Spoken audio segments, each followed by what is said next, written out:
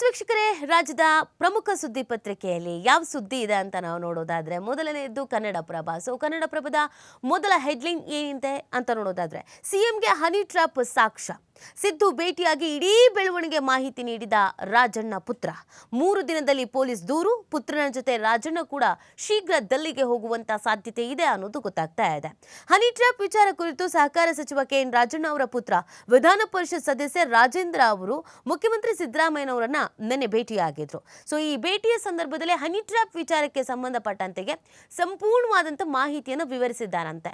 ಅಂದ್ರೆ ಹೆಂಗೆ honey trap ಮಾಡ್ತಾ ಇದ್ರು, ಯಾವ ತರ ಬಲೆ ಬೀಸಿದ್ರು, ಏನೇನ್ ನಡೀತು, ಹೇಗೆ ಯತ್ನ ಮಾಡಲಾಗಿತ್ತು, ಇದೆಲ್ಲದ್ರ ಬಗ್ಗೆಯೂ ರಾಜಣ್ಣ ಅವರ ಪುತ್ರ ಮಾತಾಡುವಾಗ ಹೇಳಿದ್ರು, ನನಗೂ ನನ್ನ ತಂದೆಗೂ ಇಬ್ಬರಿಗೂ ಕೂಡ ಹನಿ ಟ್ರ್ಯಾಪ್ ಕೆಡ್ಡಾಗೆ ಕೆಡುವಂತ ಕೆಲಸ ಮಾಡಲಾಗ್ತಿತ್ತು ಅಂತ. ಇದು ಸದನದಲ್ಲಿ ಸಿಕ್ಕಾಪಟ್ಟೆ ಗದ್ದಲಕ್ಕೂ ಕಾರಣವಾಗಿತ್ತು, ಚರ್ಚೆಗೂ ಕೂಡ ಕಾರಣವಾಗಿತ್ತು, ಮತ್ತು ಪೊಲಿಟಿಕಲ್ ಲೀಡರ್ ಒಬ್ಬರೇ ಈ ತರ ಎಲ್ಲ ಮಾಡಿಸ್ತಾ ಇರೋದು ಅಂತ ಹೇಳಿದ್ರಿಂದ ಸಹಜವಾಗಿ ರಾಜ್ಯದ ಜನತೆಗೂ ಕೂಡ ಪ್ರಶ್ನೆ, ಯಾರಪ್ಪ ಮಾಡಿಸ್ತಾ ಇರ್ತಾರೆ, ಯಾಕೆ ಈ ತರ ಮಾಡ್ತಾ ಇದ್ದಾರೆ, ಹೊಲಸು ರಾಜಕಾರಣಕ್ಕೆ ಬಂದ್ಬಿಟ್ರಲ್ಲ ಅಂತ.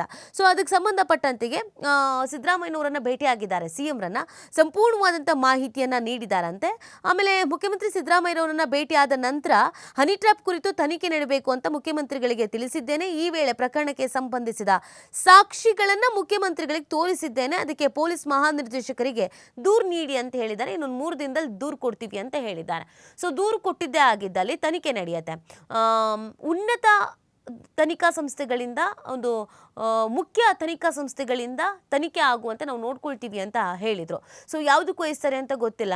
ಆಗ್ರಹ ಕೂಡ ಇದೆ, ನಿವೃತ್ತ ಜಡ್ಜ್ ಅವರ ನೇತೃತ್ವ, ಸಿಟ್ಟಿಂಗ್ ಜಡ್ಜ್ ಅವರ ನೇತೃತ್ವ, ಅದರ ಜೊತೆಗೆ SIT ಈ ಥರದ್ದೆಲ್ಲನೂ ಇದೆ. ಹಾಗಾಗಿ ಯಾರು ತನಿಖೆ ನಡೆಸ್ತಾರೆ, ಯಾರಿಗೆ ತನಿಖೆಗೆ ವಹಿಸ್ತಾರೆ ಅನ್ನೋದ್ರ ಬಗ್ಗೆ ಕೂಡ ಸಹಜವಾಗಿ ಕುತೂಹಲ ಇದೆ. ಇದೆಲ್ಲದರ ಬೆನ್ನಲ್ಲೇ ರಾಜೇಂದ್ರ ಮಾತನಾಡಿದ್ದಾರೆ. ಅಂದರೆ ರಾಜಣ್ಣ ಅವರ ಪುತ್ರ ಏನು ಹೇಳಿದ್ದಾರೆ ಅಂತಂದರೆ, ಈ ಹನಿ ಟ್ರ್ಯಾಪ್ ವಿಚಾರಕ್ಕೆ ಸಂಬಂಧಪಟ್ಟಂತೆ ನಾವು 3 ದಿನದಲ್ಲಿ ದೂರನ್ನ ಕೊಡ್ತೀವಿ, ದೂರು ಸಲ್ಲಿಸಿ ನಂತರ ಈ ರೀತಿ ಯಾರಿಗೂ ಆಗಬಾರ್ದು ಅಂತ ತನಿಖೆ ಆಗೋದು ಸೂಕ್ತ ಅಂತ ಅವರು ಈ ಸಂದರ್ಭದಲ್ಲಿ ಹೇಳಿದ್ದಾರೆ.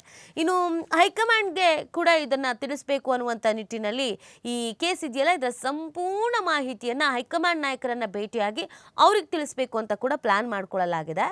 ಏನೇನು ಹೇಳಬಹುದು ರಾಜಣ್ಣ? ನನ್ನ ಮೇಲೆ ಹನಿ ಟ್ರ್ಯಾಪ್ ಯತ್ನ ನಡೆದಿದೆ ಅಂತ ವಿಧಾನಸಭೆಯಲ್ಲಿ ಹೇಳಿ ಸಂಚಲನ ಸೃಷ್ಟಿಸಿದಂಥ ರಾಜಣ್ಣ ಈ ವಿಚಾರವನ್ನು ಮುಂದಿಟ್ಕೊಂಡು ಸದನದಲ್ಲಿ ಪ್ರತಿಭಟನೆ, ಕೋಲಾಹಲ ಎಲ್ಲ ಸೃಷ್ಟಿಯಾಗುವಂತಾಗಿತ್ತು. ಗದ್ದಲ ನಡೆಸಿದ ಕಾರಣಕ್ಕೆ 18 ಬಿಜೆಪಿ ಶಾಸಕರನ್ನ 6 ತಿಂಗಳು ಅಮಾನತು ಮಾಡಿದ್ದಾರೆ ಸ್ಪೀಕರ್.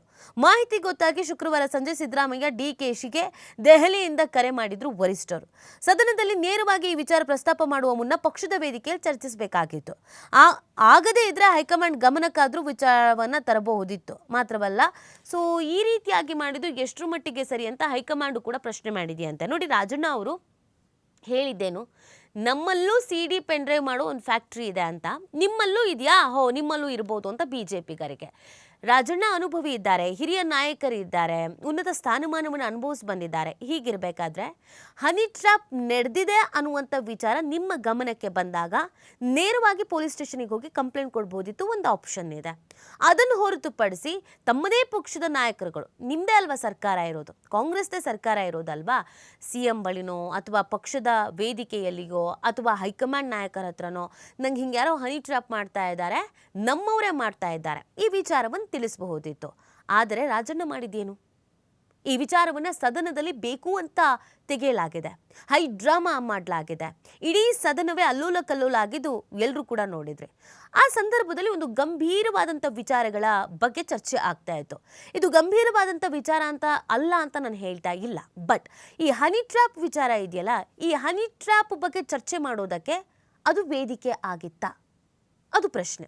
ಸದನದಲ್ಲಿ ಸಾಕಷ್ಟು ವಿಚಾರಗಳ ಬಗ್ಗೆ ಮಾತನಾಡಬಹುದಿತ್ತು. ನೀರಾವರಿ ವಿಚಾರ ಆಗಿರ್ಬೋದು, ಶಿಕ್ಷಣದ ವಿಚಾರ ಆಗಿರ್ಬೋದು, ಗ್ರಾಮೀಣ ಅಭಿವೃದ್ಧಿಯ ವಿಚಾರ ಆಗಿರ್ಬೋದು, ತುಂಬ ವಿಚಾರಗಳ ಬಗ್ಗೆ ಮಾತನಾಡಬಹುದಿತ್ತು. ಆದರೆ ಆ ಸದನವನ್ನು ಕಂಪ್ಲೀಟ್ ಆಗಿ ಹಾಳು ಮಾಡಿದ್ದು ಹನಿ ಟ್ರ್ಯಾಪ್. ರಣ್ಯಾರಾವ್ ಕೇಸ್ ಇತ್ತು, ಗೋಲ್ಡ್ ಸ್ಮಗ್ಲಿಂಗ್ ಕೇಸ್ ಇತ್ತು, ಅದ್ರ ಬಗ್ಗೆ ಮಾತಾಡಬಹುದಿತ್ತು. ಇನ್ನೊಂದು ಸಾಕಷ್ಟು ಕೊಲೆ ಪ್ರಕರಣಗಳು ರಾಜ್ಯದಲ್ಲಿ ನಡೆದಿತ್ತು, ಆ ಬಗ್ಗೆ ಪ್ರಸ್ತಾಪಿಸಬಹುದಿತ್ತು. ಬೇರೆ ಬೇರೆ ವಿಚಾರಗಳ ಬಗ್ಗೆ ಪ್ರಸ್ತಾಪಿಸಬಹುದಿತ್ತು. ಬಟ್ ಹನಿ ಟ್ರ್ಯಾಪ್ ಬಗ್ಗೆನೇ ಯಾಕೆ ಪ್ರಸ್ತಾಪಿಸಬೇಕಿತ್ತು? ನಿಮಗೆ ನಿಮ್ಮ ಪಕ್ಷದಲ್ಲೇ ಇರೋ ನಾಯಕರಿಂದ ಅನ್ಯಾಯ ಆಗ್ತಿದೆ ಅಂತ ಹೇಳೋ ನೀವು ನಿಮ್ಮದೇ ಪಕ್ಷದವರಿಗೆ ಮೊದಲಿಗೆ ತಿಳಿಸ್ಬೇಕು ಅಂತ ಯಾಕೆ ಅನ್ನಿಸ್ಲಿಲ್ಲ? ಇಲ್ಲಿ ಯಾರು ಯಾವ ಅಸ್ತ್ರವನ್ನ ಪ್ರಯೋಗ ಮಾಡ್ತಾ ಇದ್ದಾರೆ, ಪ್ಲೇ ಕಾರ್ಡ್ ಮಾಡ್ಕೊಳ್ತಾ ಇದ್ದೀರಾ? ಸೊ ಇದನ್ನ ಹೈಕಮಾಂಡ್ ನಾಯಕರು ಕೂಡ ಪ್ರಶ್ನೆ ಮಾಡಿರೋದು. ಮೇ ಬಿ ರಾಜಣ್ಣ ಅವ್ರಿಗೂ ಕೂಡ ಕ್ಲಾಸ್ ತೆಗೆದುಕೊಳ್ಳುವಂತ ಸಾಧ್ಯತೆ ಇದೆ. ಇತ್ತೀಚೆಗೆ ರಾಜಣ್ಣ ಅವರ ಹಾವ ಭಾವ ಒಂದಷ್ಟು ಮಾತುಕತೆಗಳು ಪಕ್ಷದ ವಿರೋಧಿಯಾಗಿ ಕಾಣಿಸ್ಕೊಳ್ತಾ ಇರೋದ್ರಿಂದ ಹೈಕಮಾಂಡ್ ಈ ಪ್ರಶ್ನೆ ಮಾಡಿದೆ.